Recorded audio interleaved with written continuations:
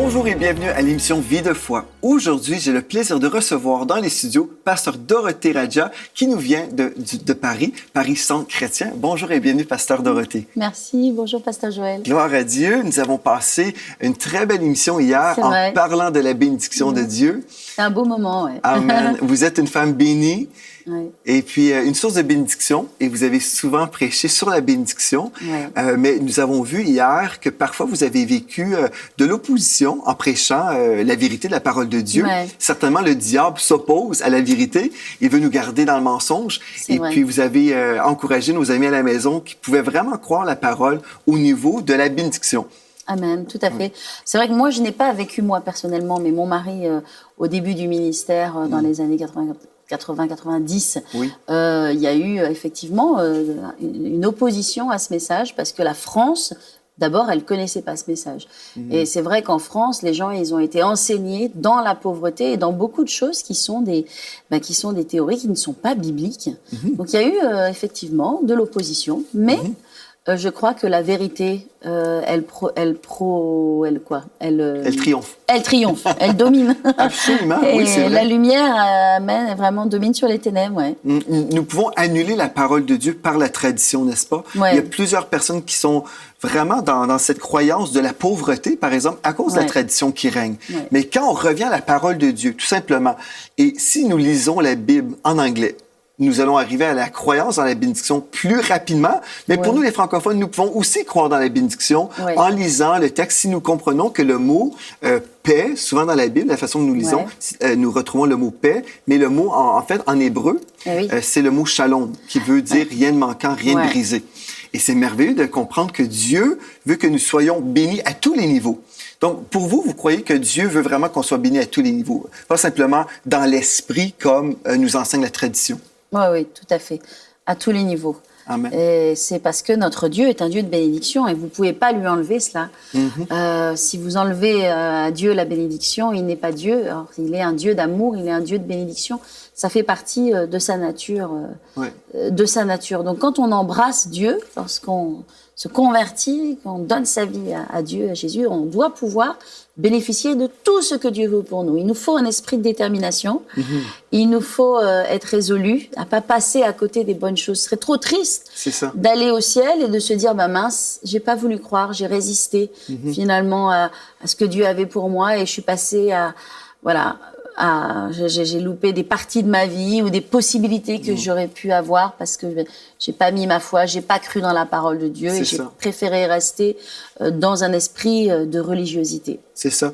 On a lu un texte, et je crois on va le lire dans chacune des émissions, dans Proverbe 10, 22, un texte très important pour cette série. Si vous voulez vivre une percée dans votre vie, si vous voyez en ce moment que c'est la malédiction qui règne, bien on devrait prendre la décision et dire non, moi je veux être béni, je veux vivre la bénédiction. Et dans Proverbe 10, 22, vous avez vraiment un verset qui va vous inspirer. C'est la bénédiction de l'Éternel qui enrichit et ne la fait suivre d'aucun chagrin. Et nous avons vu hier que le mot chagrin veut dire, en hébreu, douleur, peine, labeur ou privation. Amen. Donc, si nous recevons la bénédiction, pas simplement une bénédiction, mais la bénédiction que nous retrouvons aussi dans la parole comme étant la bénédiction d'Abraham, bien, il nous manque, bien, la Bible dit, il ne fait suivre d'aucun chagrin ou de douleur, peine, labeur ou privation. Amen. Il y a plusieurs chrétiens qui croient encore, Pasteur Dorothée, qu'ils doivent gagner leur pain. Je ne sais pas si en France, les gens ont cette expression-là, mais on doit travailler à la sueur de notre front pour gagner notre pain parce que c'est comme ça qu'on devrait fonctionner. Mais si nous sommes bénis aujourd'hui, on peut avoir une autre perspective, n'est-ce pas? Amen. C'est vrai qu'il y a la malédiction de la loi. Et la Bible est claire dans Galates 3 que nous avons été délivrés de la malédiction de la loi et donc de la malédiction de la maladie, de la pauvreté et de la mort.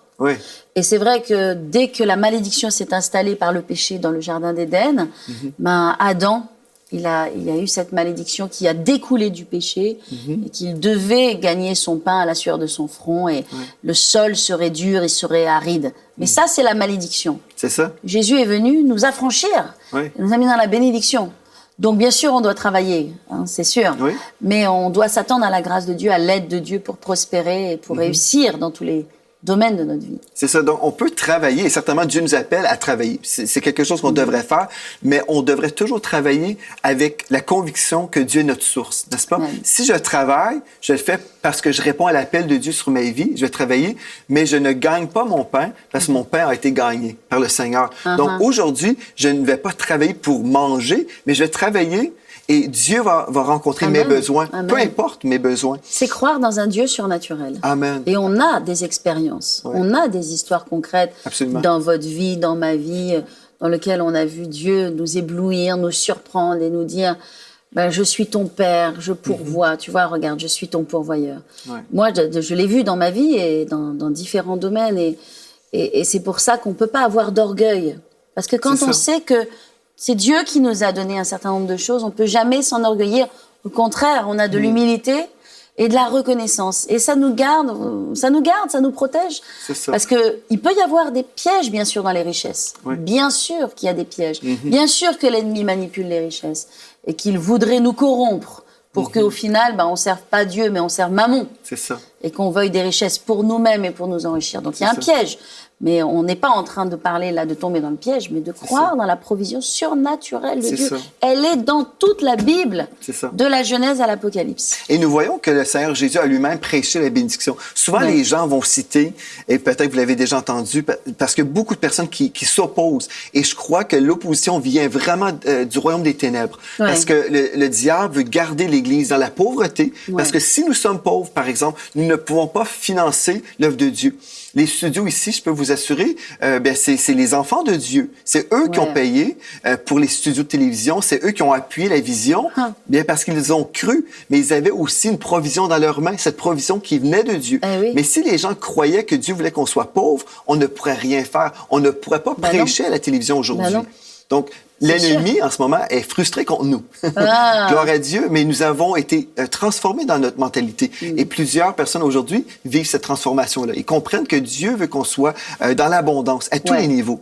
Et le Seigneur Jésus, dans Matthieu 5.1, ici, nous retrouvons que le Seigneur Jésus a vraiment prêché la bénédiction. Peut-être, je ne sais pas si vous voulez lire ou vous préférez que je le lise. Allez-y. Dans Matthieu 5.1, voyant la foule, Jésus monta sur la montagne et après qu'il se fut assis, ses disciples s'approchèrent de lui. Puis, ayant ouvert la bouche, il les enseigna et dit « Heureux les pauvres en esprit ». Et souvent, les gens vont toujours dire « Ah, vous voyez, pauvres en esprit, Dieu veut que nous soyons pauvres, car le royaume des cieux est à eux ». Mais expliquez-nous peut-être, si vous avez la révélation, pauvre en esprit. D'abord, on le sait, vous et moi, on le sait, que dans le texte, à l'origine du terme « heureux », on sait que ça veut dire « béni ». Donc déjà, il faut reprendre un petit peu la formule et dire « béni ». Les pauvres en esprit. Oui, béni les pauvres en esprit. Et les pauvres en esprit, ça n'a rien à voir avec la pauvreté, en fait. Non. C'est merveilleux. Je suis pauvre en esprit et je veux l'être et le rester toute ma vie. Les pauvres en esprit sont des gens d'abord qui réalisent qu'ils ne savent pas tout, qui ne comprennent pas tout et qu'ils ont besoin de Dieu, qu'ils dépendent de Dieu. Exactement. Donc vraiment, de grâce, soyons pauvres en esprit, c'est-à-dire restons dans cet état de dépendance envers Dieu. C'est ça. Mais en ayant cet état-là, nous sommes bénis. Donc c'est là que Dieu nous bénit, Dieu nous enrichit, Dieu nous ouvre des portes. Dieu va bénir notre attitude de cœur. Amen. Donc, on peut relire le texte. Bénis les pauvres en esprit ou bénis les dépendants de Dieu. Si je suis dépendant de Dieu, je comprends que Dieu est ma source en toutes choses. Donc, je serai béni. Et la bénédiction, ce mot-là, en grec, c'est makarios, qui veut dire heureux. Ben, j'aime ça aussi, être heureux. Mais le texte nous parle source de bénédiction, prospérité ou d'un présent. Donc voilà, encore une fois, nous retrouvons le cœur de Dieu pour nous, ses enfants. Et c'est normal, notre Père céleste nous aime comme nous aimons nos enfants. Gloire à Dieu. Donc, jusqu'à présent, je crois qu'il y a plusieurs personnes qui ont dit « OK, je commence à croire comme vous. Je crois que le Dieu, notre bon Dieu est bon finalement. Et j'aimerais ça vivre une percée dans ma vie. » Vous avez mentionné hier que Dieu nous bénit toujours avec un but. Et un des buts très importants, c'est de pourvoir à l'évangélisation. C'est pourvoir au ministère. Absolument. nous retrouvons dans 2 Corinthiens chapitre 9, justement, Dieu nous enseigne sur les semences et les récoltes, tout ça. Oui. Quelqu'un qui dirait, moi, j'aimerais ça, vivre une délivrance, Pasteur Dorothée. Je crois ce que vous dites, mais j'ai du mal à m'en sortir. J'ai du mal même à payer pour mes dépenses quotidiennes. Qu'est-ce que je dois faire aujourd'hui pour vivre un changement dans ma vie? Amen. Je pense qu'il y a des semences, hein. La Bible parle des semences. Il y a des semences de foi que l'on peut faire. Et ce sont des semences qui sont à la hauteur de nos finances. C'est-à-dire, c'est pas tant le montant que la foi que l'on met dans ces semences, de semer en Dieu, de semer dans le royaume de Dieu, pour briser l'esprit de pauvreté, pour briser voilà des choses qui ont besoin de changer. Il y a des semences de foi dans lesquelles Dieu nous attend. Et on a vu nous-mêmes des miracles et des gens qui ont expérimenté des miracles lorsqu'ils ont fait des semences de foi qui ont été conduites par l'esprit. On croit dans cela, la semence qui ouvre. Okay. Parfois, vous savez, Dieu dit, les principes de Dieu sont tellement à l'inverse des principes humains. Donnez et vous recevrez. C'est ça. Ouais. Voilà. Et donc, voilà, dans le principe humain, c'est garder et vous allez pouvoir peut-être avoir un petit peu, mais Dieu dit donne et tu vas recevoir. Donc c'est vraiment un autre monde, c'est le monde de la foi. Ouais. Amen. Si on va dans la parole de Dieu, dans 2 Corinthiens chapitre 9, j'aimerais ça vous inviter à la maison, sortez vos Bibles parce que on partage à partir de la parole de Dieu, mais on peut commenter, on peut dire toutes sortes de choses, mais si on peut vraiment croire la parole, c'est là où on va vivre des percées. Je suis convaincu. Amen. Et vous avez mentionné des semences. Ouais. Justement, si on va dans 2 Corinthiens chapitre 9, au verset 6, il est écrit « Sachez-le, celui qui sème peu, moissonnera peu, et celui qui sème abondamment, moissonnera abondamment, que chacun donne comme il a résolu en son cœur, sans tristesse ni contrainte, car Dieu aime celui qui donne avec joie. » C'est une chose importante aussi de semer. On va semer par la foi et avec amour pour le Seigneur. Si on fait une semence parce qu'on se dit, je suis obligé. Sans contrainte. Oui, c'est ça. Mais Dieu veut justement. Il n'y a pas d'obligation, bien sûr. C'est selon notre cœur. Et quand on sème, justement, et que c'est notre choix, que ce soit vraiment avec joie, avec libéralité. Oui. Et le texte continue au verset 8. « Et Dieu peut vous combler de toutes ses grâces, toutes ses faveurs. » C'est merveilleux, ça. La bénédiction, c'est la faveur de Dieu, afin que, possédant toujours en toutes choses de quoi satisfaire à tous vos besoins, vous ayez encore en abondance pour toute bonne œuvre. Thank you, Jesus. C'est beau. C'est la parole de Dieu. C'est merveilleux. Il faut vraiment qu'on le croie et qu'on le vive. D'abord, il faut le croire. Et après, il faut le vivre. Donc, ici, des fois, les gens vont dire « Ah, mais ça, c'est les Américains qui enseignent ça. » Mais en fait, la parole, c'est la parole de Dieu qu'on lit ici. Donc, possédant toujours, en toute chose de quoi satisfaire à tous vos besoins, vous ayez encore en abondance pour toute bonne œuvre. Et souvent, j'entends les chrétiens dire, bien moi, ce qui compte, c'est vraiment d'avoir suffisamment de choses pour ma famille. C'est ça qui compte là, en ce moment. Et pour vous, comment vous voyez ce discours? Comment vous percevez ce discours-là? Écoutez, oui, bien sûr que Dieu veut qu'on ait en abondance pour notre famille. Et il veut qu'on ait en abondance pour des bonnes œuvres, pour toutes bonnes œuvres. Moi, j'aimerais juste partager quelque chose qui a à voir avec notre vie, notre ministère, qui me touche personnellement, qui est relié à l'histoire de mon mari et de cette marche justement dans la bénédiction et dans l'abondance. En fait, donc mon mari, à la base, est originaire de l'Inde, donc il a grandi en Inde, dans une famille de ministres de Dieu. Et c'était une famille bénie, ça a toujours été une famille qui a vraiment vécu la grâce de Dieu. Puis mon mari a été appelé dans le ministère et il ne voulait pas être appelé dans le ministère, il était la 3e génération, il arrivait pour être la 3e génération de pasteur. Et donc, il voulait pas être dans le ministère parce qu'il voyait que tous les pasteurs étaient pauvres. Vous voyez, en Inde. Et il a vu cette pauvreté et il dépendait des gens pour manger, etc. Et c'était terrible. Et il a dit, Seigneur, non, moi, je veux faire des études d'ingénieur, je veux gagner ma vie, gagner de l'argent, etc. Je soutiendrai ton œuvre. Et Dieu l'a appelé au ministère. Alors, il a fait une alliance avec Dieu. Il a dit, écoute, Seigneur, si tu m'appelles au ministère, j'ai tellement vu de douleurs, de souffrances, de gens pauvres et qui manquaient, mais je veux que tu me bénisses et je veux simplement que tu pourvoies à mes besoins, que je n'ai pas à m'occuper de cela. Pourquoi je vous dis cela? C'est parce que cela montre le désir de Dieu le désir de notre Père de pourvoir à nos besoins quand on fait sa volonté. Parce qu'il y a aussi cette dimension.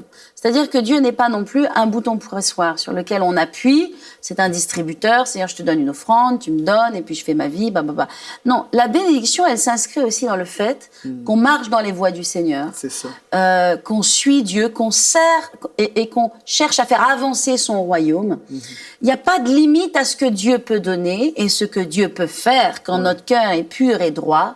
Et que notre seul intérêt, c'est le royaume de Dieu. Chercher premièrement le royaume de Dieu et sa justice. Et toutes ces choses que demandent les païens, toutes ces choses. Le boire, le manger, le vêtir, la maison, et c'est légitime. Ouais. Toutes ces choses, il nous le donnera par-dessus. Ouais. Et donc, l'histoire de mon mari, elle est simple, c'est que, voilà, il a accepté d'entrer dans le ministère, il a fait cette prière, cette alliance avec Dieu, puis il est parti, à l'école biblique en Europe, et puis il avait des besoins. Hein? Oui. Il était un étudiant qui gagnait pas d'argent, qui étudiait et puis qui recevait pas particulièrement d'argent de sa famille ou d'aide ou autre chose. Et puis il avait des besoins dans son cœur. Et un jour, il a un magnifique témoignage. Il rêvait de manger des biscuits. Il n'avait pas l'argent. C'était des biscuits lus. Et mon mari a mangé ces biscuits lus toute sa vie parce qu'il les aimait, ces petits lus. Et il n'avait pas d'argent pour en acheter, mais il avait dit « Oh Seigneur, j'avais tellement envie d'aller à l'épicerie et de m'acheter ces biscuits. » Et puis il était allé se coucher, il avait prié. Puis dans la nuit, une personne était venue, on ne sait toujours pas qui est cette personne, mais avait amené un sac entier de provisions avec des petits biscuits lus. Wow. Et ça a été sa première expérience de foi de la provision de Dieu, dans laquelle Dieu disait « Tu vois, tu me sers, tu me donnes ton cœur et ta vie. Oui, mais regarde, moi, je vais être ton père et je vais pourvoir à tes besoins, au désir même de ton cœur. » Donc, il n'y a pas de culpabilité ni de condamnation à aimer des choses, à vouloir des choses. Tant qu'on fait l'œuvre de Dieu, tant qu'on a nos buts et nos directions qui sont dans la bonne direction, c'est ça. Dieu veut pourvoir et il se montre comme ce Père merveilleux et généreux. Donc, j'espère que ça vous encourage. Moi, ça m'encourage. Oui. Et j'ai d'autres histoires merveilleuses dans notre vie. On va être là ensemble toute la semaine, mais qui vont nous encourager à croire dans la provision de Dieu. C'est ça. Nous avons un Dieu si gracieux et moi, je peux vous témoigner que nous avons toujours vécu la bénédiction de Dieu dans notre ministère depuis que Mathilde et moi, depuis que nous sommes mariés. Mais je sais qu'il y avait des traditions qui régnaient même autour de nous. Il y a une femme de pasteur qui dit à mon épouse, Mathilde, fais attention, là, tu viens de marier un pasteur et puis vous allez être pauvre, là, parce que tu viens de marier un pasteur. Et puis mon épouse, Mathilde, a dit en privé, elle était avec une femme de pasteur, elle rentre dans la voiture et puis moi, j'ignorais, tout ce qui s'était dit là-bas. Et puis mon épouse arrive et puis elle dit en anglais, I rebuke that. I rebuke that. Je chasse cette parole, je chasse cette parole au nom de Jésus. Et puis je dis à Mathilde, mais qu'est-ce qui se passe? Et puis elle dit, cette femme a voulu me maudire. Je dis, mais qu'est-ce que tu dis? Et puis, elle a discerné que, en fait, la femme était innocente là-dedans. Elle ne voulait pas nous maudire, mais elle croyait que c'était normal d'être pauvre.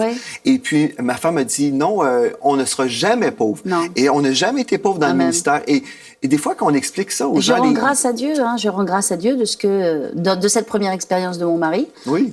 Dieu l'a béni tout au long de sa vie. Oui. Et nous n'avons jamais manqué de rien, il faut le dire. On le dit humblement, on le dit avec reconnaissance. On n'a jamais manqué de rien, Dieu a toujours pourvu. Et aujourd'hui, même mon mari est parti et je ne manque de rien. Et la grâce et la bénédiction de cette prière, je crois, de cette alliance qu'il a fait avec Dieu, elle est toujours sur moi. Et je crois sur ma postérité parce que Dieu est un Dieu de bénédiction sur les générations. Amen. Il dit, je te bénirai. Et je bénirai ta postérité. Donc, la bénédiction, c'est quelque chose qui coule, qui s'écoule. Donc, c'est important de casser l'esprit de pauvreté, de renoncer à des enseignements, des choses qu'on a voulu nous mettre dessus, cet esprit de jugement, de critique, mais d'entrer dans l'esprit de la foi et de la connaissance de Dieu. C'est vrai, c'est tellement merveilleux. Et quand on connaît notre Père Céleste, nous comprenons son cœur. Il nous aime comme nous aimons nos enfants. Moi, je veux que mes filles puissent vraiment avoir tous leurs besoins rencontrés. Absolument. Et mon Père Céleste est supérieur à moi. Et puis, Dieu est tellement gracieux. Et vraiment, je peux témoigner que nous avons toujours vu la main de Dieu, mais nous avons dû discerner au tout début de notre mariage qu'on pouvait croire un mensonge, croire les traditions ou croire la parole de Dieu. Et peut-être, on a des amis à la maison aujourd'hui, vous avez cru un mensonge. Vous croyez peut-être que c'est normal d'être dans le manque, mais c'est anormal pour un enfant de Dieu. Parce que Dieu nous promet ici, je vais poursuivre dans le texte que nous avons lu, concernant les semences, si nous faisons des semences, Dieu a promis une récolte. Amen. Au verset 10, Dieu peut vous combler, au verset 8, 2 Corinthiens 9, 8, Dieu peut vous combler de toutes ses grâces afin que possédant toujours, remarquez, toujours, en toutes choses, de quoi satisfaire à tous vos besoins, vous ayez encore en abondance pour toute bonne œuvre.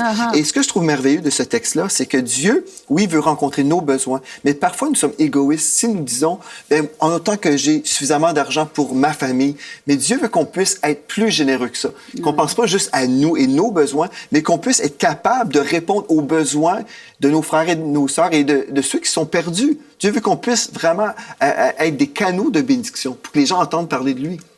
Oui. Et au verset 9, il est écrit selon qu'il est écrit, il a fait des largesses, il a donné aux indigents, sa justice subsiste à jamais. Celui, Dieu, qui fournit de la semence aux semeurs et du pain pour sa nourriture, vous fournira et vous multipliera la semence et il augmentera les fruits de votre justice. Alléluia. Donc, c'est tout à fait biblique. Là. C'est magnifique. Oui. C'est juste magnifique. Vous serez de la sorte enrichis à tous égards pour toute espèce de libéralité qui, par notre moyen, feront offrir à Dieu des actions de grâce. Donc, les gens, finalement, vont remercier le Seigneur parce que nous avons semé pour qu'ils puissent entendre l'Évangile. Eh oui.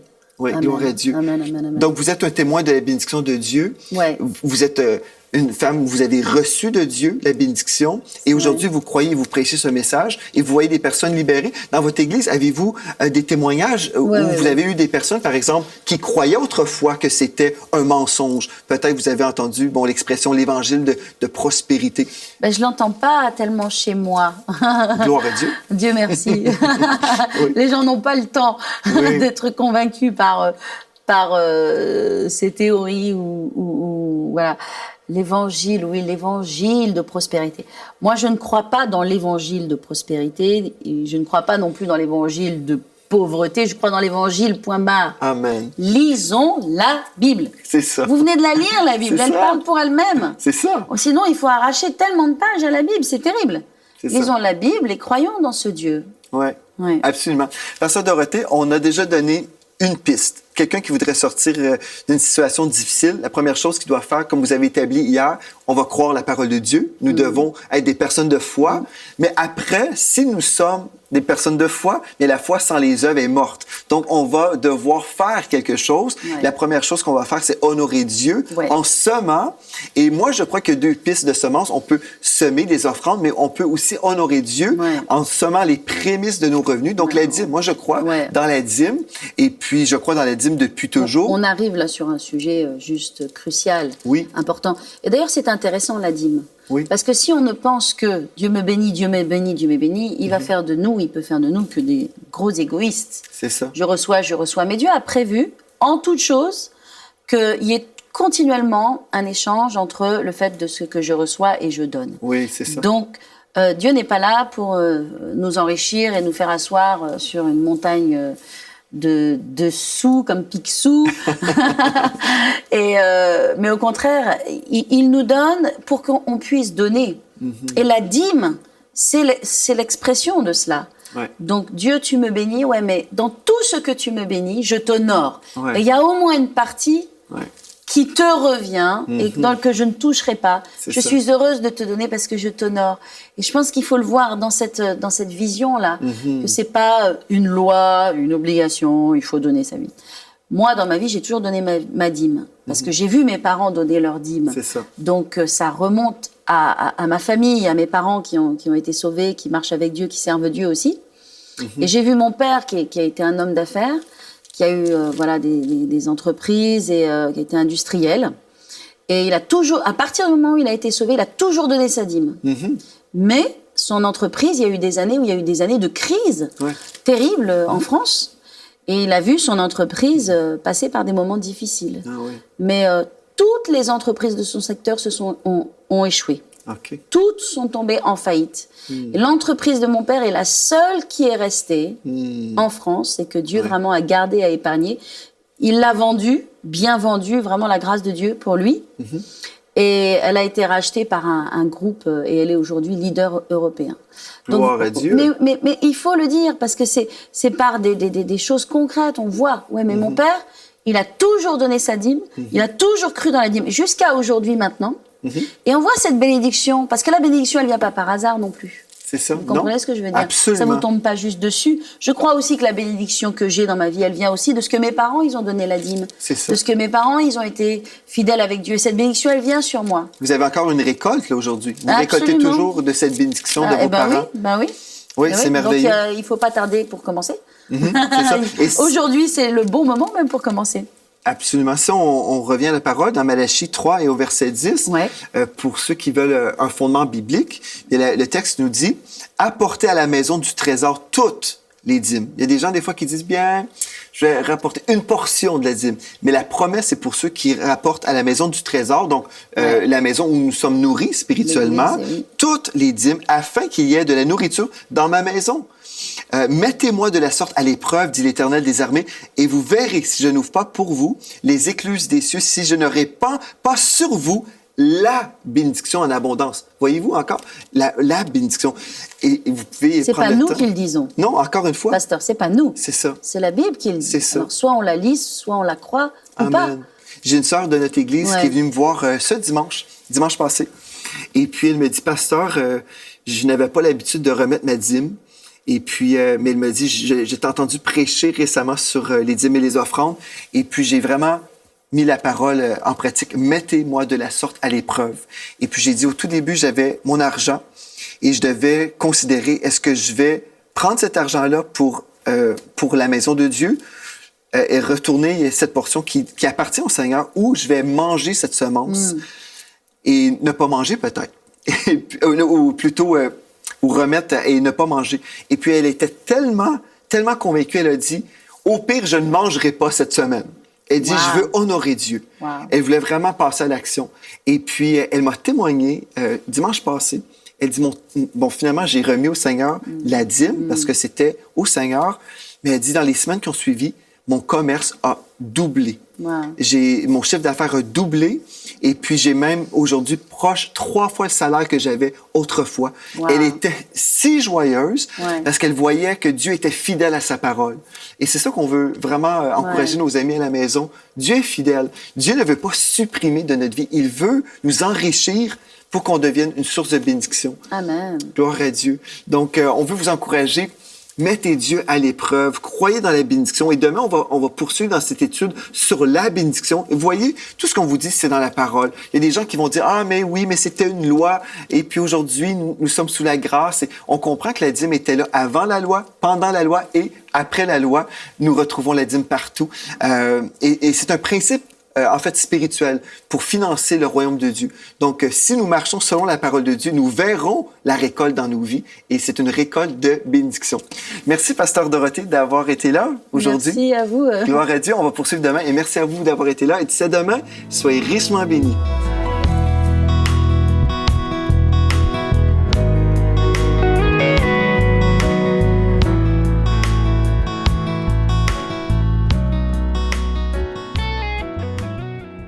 Cette émission est rendue possible grâce au précieux soutien des partenaires d'Enseigne-moi Canal International.